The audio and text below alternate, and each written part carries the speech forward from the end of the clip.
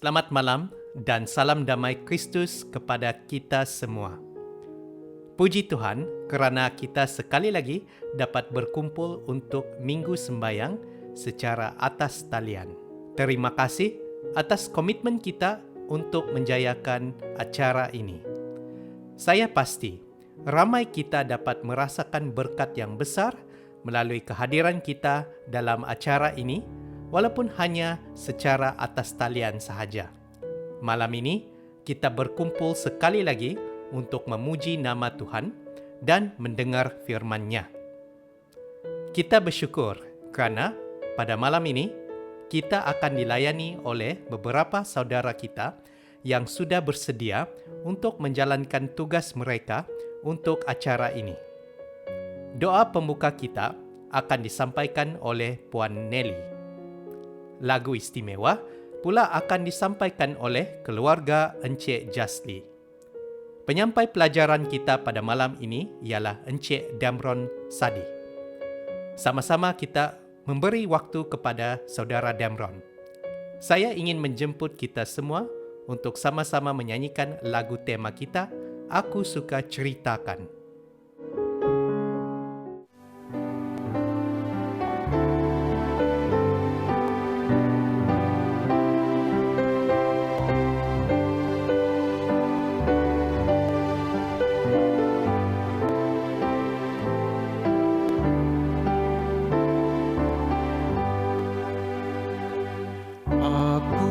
Suka ceritakan yang ada di surga, yang penuh kemuliaan hak kasih-Nya Tuhan. Aku suka ceritakan karena benar itu yang sungguh menyenangkan sepenuh hatiku. Aku suka ceritakan serta puji nama-Nya. Aku suka masyurkan Yesus dan kasih-Nya. Sebelum kita mendengar pelajaran pada malam ini, mari kita sama-sama bersatu di dalam doa. Bapa kami yang bertakhta dalam kerajaan surga, kami bersyukur dan berterima kasih kepada-Mu ya Bapa, karena penjagaan-Mu sepanjang minggu sembahyang online yang telah kami laksanakan selama beberapa hari yang sudah berlalu. Terima kasih Bapa, karena pada hari ini sekali lagi kami dapat bersama-sama di dalam acara Minggu Sembahyang online. Dan saat ini Bapa, kami datang kepadamu, kami memohon keampunan atas segala dosa dan kesalahan kami. Biarlah Tuhan menyertai kami sepanjang acara Minggu Sembahyang pada malam ini, khususnya di dalam peralatan yang kami gunakan, talian yang kami gunakan. Biarlah semuanya itu Tuhan sertai, dan juga kepada pembicara pada malam ini, biarlah Tuhan memberikan kebijaksanaan kepadanya, memberikan kebijaksanaan dari surga, agar apapun yang dia katakan ataupun dia sampaikan, semuanya itu adalah berasal daripada surga. Terima kasih Bapa, karena Engkau mendengar doa ini dan juga memberkati setiap yang mendengar, supaya apapun yang kami dengar, apapun yang kami pahami, semuanya itu akan membawa kami lebih dekat kepada-Mu. Terima kasih ya Bapa, karena Engkau mendengar doa ini. Kami persembahkan ini semua dalam nama Yesus dengan ucapan syukur. Amin. Shalom, hari ini kami menyampaikan lagu yang bertajuk Sentuh Hatiku.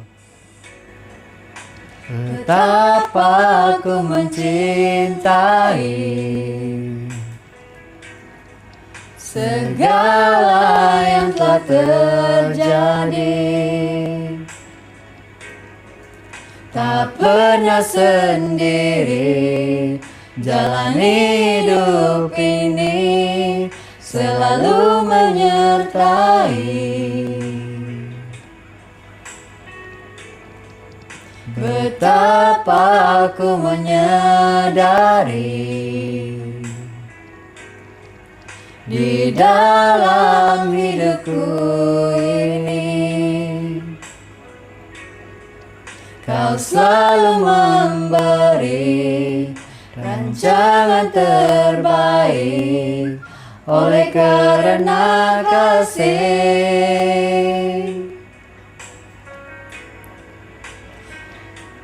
Bapa, sentuh hatiku, ubah hidupku menjadi yang baru, bagai emas yang murni. Kau membentuk bejana hatiku. Bapa, ajarku mengerti sebuah kasih yang selalu memberi, bagai air mengalir yang tiada pernah berhenti.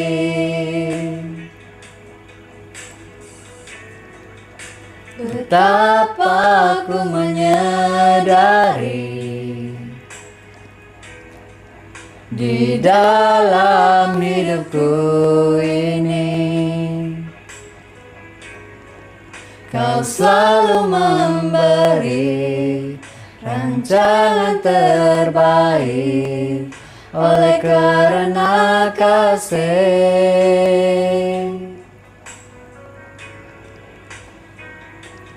Bapa, sentuh hatiku, ubah hidupku menjadi yang baru, bagai emas yang murni.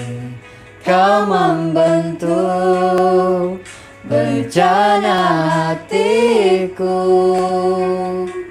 Bapa, ajarku mengerti sebuah kasih yang selalu memberi, bagai air mengalir yang tiada pernah berhenti.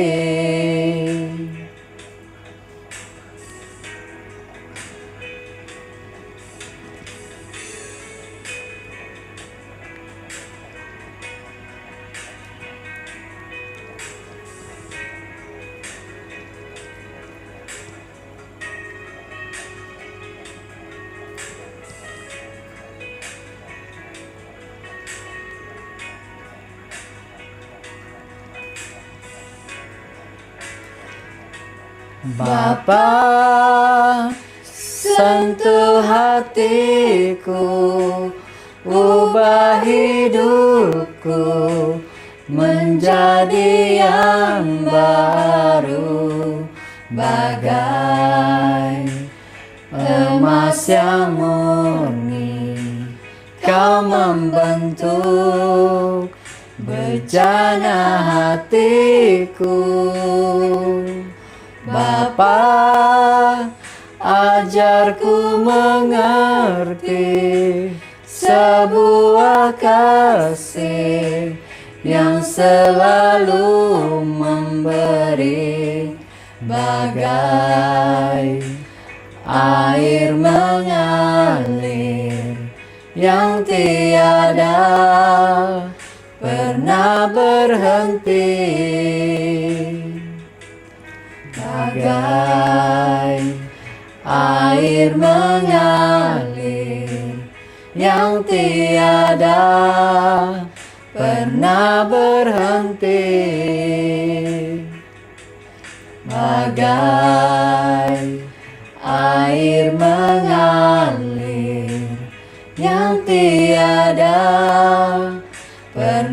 berhenti.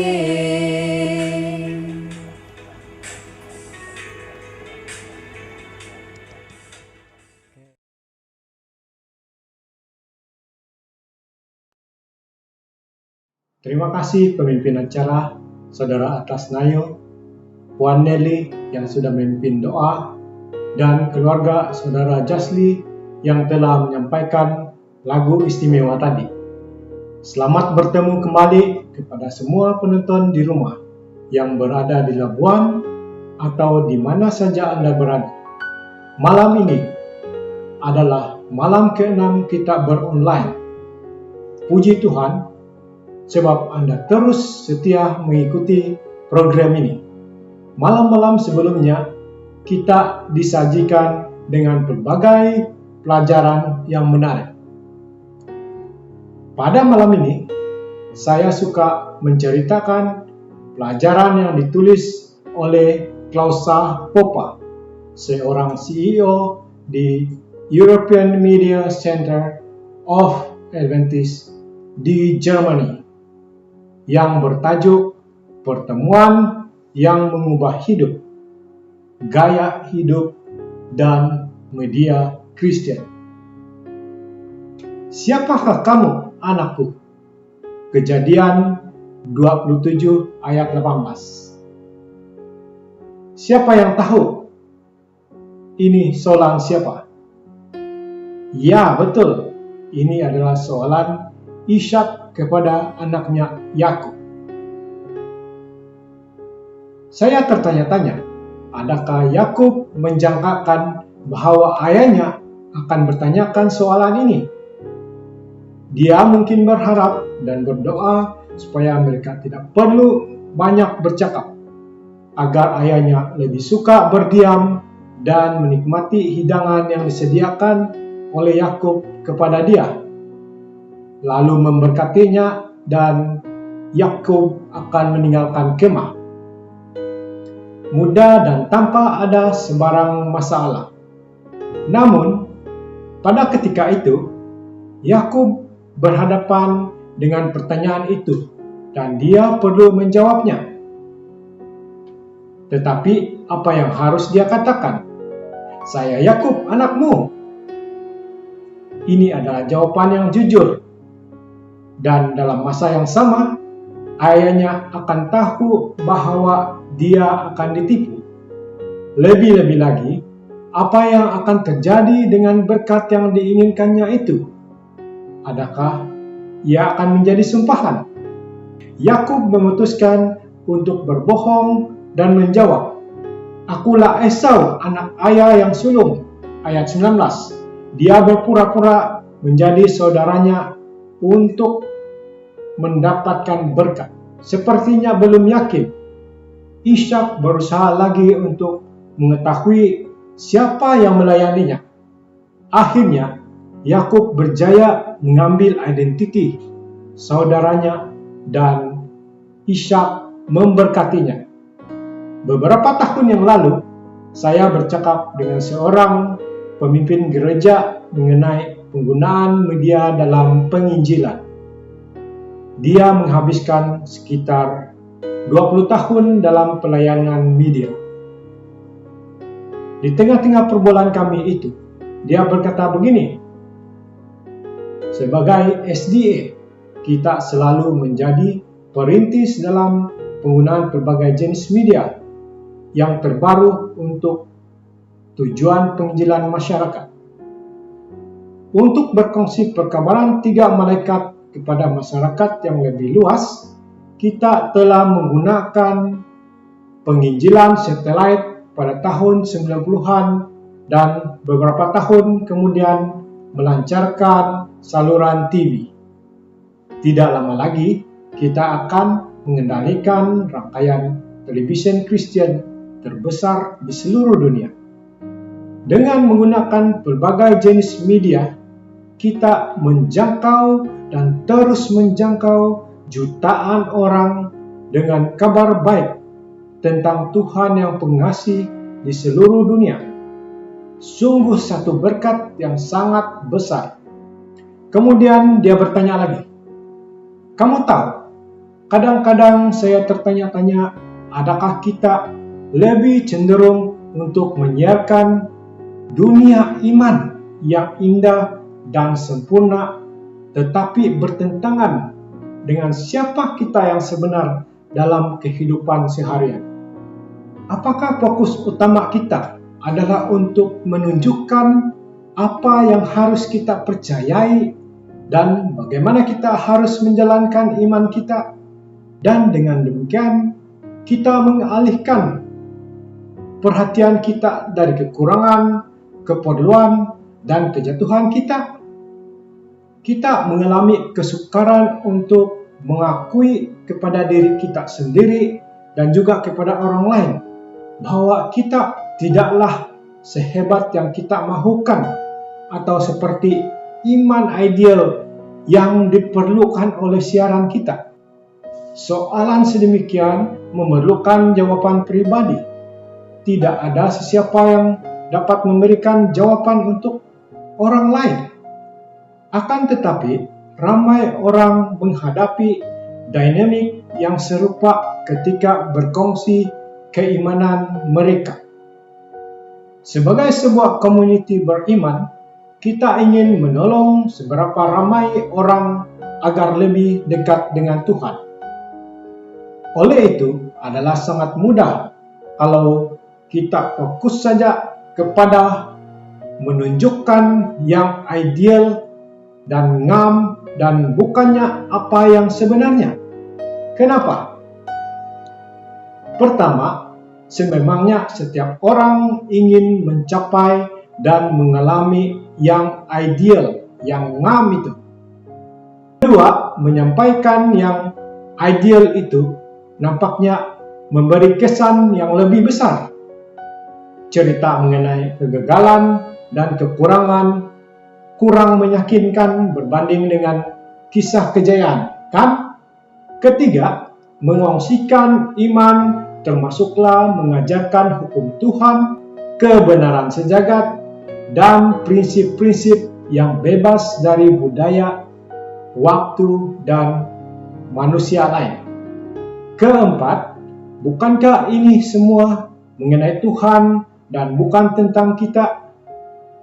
Tentang kebaikan hati dan rahmat Tuhan serta rancangan keselamatannya untuk umat manusia. Akhirnya, kita tidak mahu manusia hilang kepercayaan kepada Tuhan dan melepaskan kepercayaan itu karena ketidaksempurnaan kita. Semua ini adalah alasan yang baik dan dapat dipahami untuk dijadikan dasar dalam membuat keputusan untuk menyiarkan iman yang ideal dan kehidupan yang sempurna.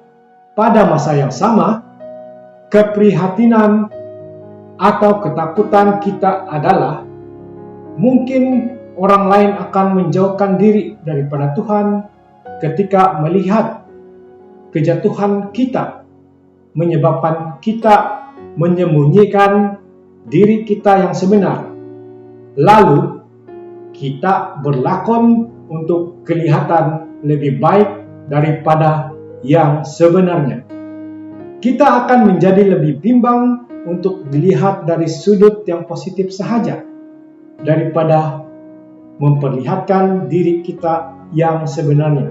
Berkongsi iman menjadi lebih kepada menunjukkan penampilan berbanding kehidupan dan karakter. Lebih banyak mengenai persepsi berbanding perkongsian yang jujur dan pertemuan yang sebenar. Penginjilan melalui media menjadikan kita lebih mudah untuk mengubah iman menjadi unjuran harapan yang sempurna berbanding yang mungkin terjadi dalam pertemuan pribadi. Kerana media, TV, radio, media sosial, dan lain-lain menjadi pengantara di antara sesama manusia dan pengalaman iman sebenar yang dilihat secara terang-terangan. Ketakutan kita terhadap penolakan sepertinya berada di pusat baik secara individu maupun secara kolektif sebagai sebuah komuniti iman. Oleh itu, dengan memusatkan perhatian pada kesempurnaan Tuhan, hukum Tuhan, dan kebenaran sejagat, dan kepercayaan serta prinsip dapat berfungsi sebagai alat untuk mengalihkan perhatian yang mudah, bahkan alasan untuk menghadapi, menerima, dan berkongsi ketidaksempurnaan kita sendiri. Saudara-saudari sekalian, tujuan mengongsikan iman bukanlah untuk meyakinkan orang lain bahwa pembawa iman itu adalah seorang yang baik dan layak, tetapi Tuhan itu baik hati dan penyayang. Di dalam Dia, manusia mendapat penerimaan, pengampunan, dan kehidupan. Saya ulang lagi, tujuan mengongsikan iman bukanlah untuk meyakinkan orang lain bahwa pembawa iman itu adalah seorang yang baik dan layak. Tetapi Tuhan itulah yang baik hati dan penyayang. Di dalam Dia manusia mendapat penerimaan, pengampunan, dan kehidupan. Dalam perjalanan Yakub ke timur, Tuhan menyatakan dirinya sebagai penyelamat dan memberkati dia. Tuhan tidak melakukan ini sebab siapakah Yakub itu? Yakub menginginkan berkat itu, tetapi dia tidak layak. Dia menerimanya karena siapa Tuhan itu? Kejadian 28 ayat 10 hingga 12. Perkara ini bukan hanya relevan untuk individu profesional dalam pelayanan media. Di alam semesta media sosial, di tengah-tengah tsunami kata-kata, gambar, video klip yang berterusan, ramai orang di seluruh dunia mendapati diri mereka berada dalam ketegangan antara bersih diri mereka yang sebenar dan bersih diri mereka di alam maya. Namun, persoalan yang paling mendasar, siapakah saya? Bagi kebanyakan kita adalah masalah kewujudan yang mendesak dan adalah merupakan satu isu yang perlu diatasi. Ini adalah persoalan yang mencabar, sama ada semua apa yang kita kongsi dengan seluruh dunia di media sosial mencerminkan pada akhirnya diri kita yang palsu dan yang tidak nyata, yang digilap dan dibesar-besarkan, atau adakah kita membiarkan orang melihat pandangan yang lebih tepat dan realistik tentang siapa kita? Setelah 20 tahun berlalu, Yakub akhirnya memutuskan untuk pulang ke rumah. Dalam ketakutan dan kebimbangan, dia bersiap untuk bertemu dengan saudaranya Esau. Satu pergaduhan berlaku tanpa disangka pada malam itu.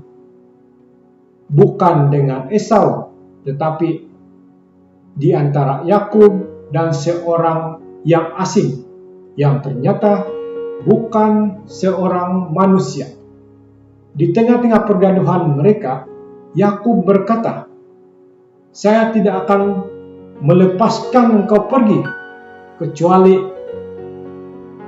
engkau memberkati aku." Adakah dia masih tidak yakin akan berkat itu setelah bertahun-tahun? "Siapakah kamu?" tanya orang yang tidak dikenali itu. Saya pikir Yakub terkejut pada waktu itu dan mungkin juga terperanjat karena lawannya itu menghadapinya dengan pertanyaan yang sama diajukan ayahnya kepada dia 20 tahun yang lalu. "Siapakah kamu?" Adakah Yakub kembali berpura-pura menjadi orang lain untuk menerima berkat itu? Atau adakah dia akan jujur kali ini tanpa mengira akibatnya?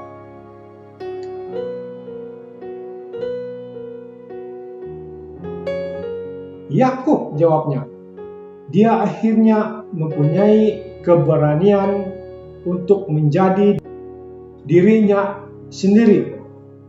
Yakub, orang yang memegang tumit, orang yang menipu. Iman selalu bersifat pribadi, berhubungan, dan dinyatakan dalam kehidupan kita. Iman merangkumi keseluruhan hidup kita, berkongsi iman dan hidup dengan cara menyeluruh memerlukan kita untuk mengongsikan sisi baik dan buruk, kejayaan dan kegagalan, perjuangan dan cabaran kita, serta kasih dan keretakan kita. Alkitab tidak takut akan kenyataan perkara sebenar yang terjadi. Para penulis Alkitab mengongsikan keseluruhan kisah itu secara terbuka dan telus, bukan hanya mengongsikan episode yang layak untuk dipertontonkan. Sepanjang waktu pertemuan yang tidak disangka-sangka dengan Tuhan itu, Yakub harus menghadapi dirinya sendiri. Dia memutuskan untuk mengakui siapa dia. Adakah kita berani menempuh jalan itu, menjadikan diri kita nyata, real, sehingga orang lain dapat melihat siapa kita yang sebenarnya? Kasih, kebaikan, dan rahmat Tuhan menciptakan ruang yang selamat dan menebuskan bagi Yakub. Tuhan itu setia. Dia menyediakan ruang yang sama untuk kita. Terima kasih atas perhatian Anda semua. Dan pada saat ini, mari kita berdiam sebentar dan saya akan pimpin dalam doa. Maha besar Bapa kami yang berada dalam kerajaan surga, puji dan syukur kepadamu sebab kami telah mempelajari firman-Mu pada malam ini. Tolong kami agar kami terus setia kepadamu, agar kami terus beriman kepadamu. Bantu kami ya Bapak, supaya kami dapat menggunakan media-media yang ada untuk menjangkau dan bersaksi untuk-Mu. Terima kasih Bapak, sebab Engkau akan terus memberkati perkumpulan Minggu Sembahyang kami ini. Berkati semua penonton yang di rumah, agar mereka turut merasakan berkat dan kasih. Terima kasih sebab Engkau sudah mendengar doa kami. Kami serahkan ini dalam nama Yesus Kristus, Juru Selamat, Penebus kami. Amin.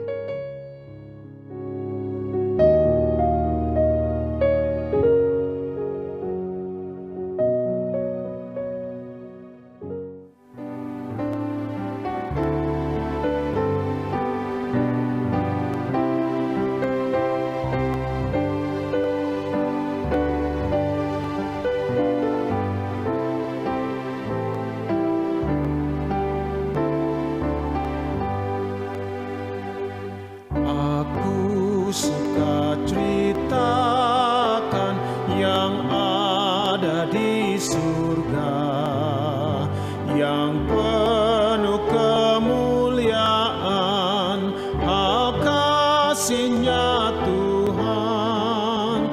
Aku suka ceritakan karena benar itu yang sungguh menyenangkan sepenuh hatiku.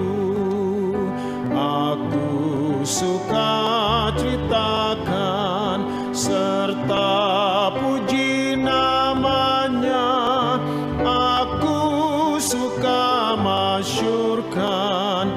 Yesus dan kasih-Nya.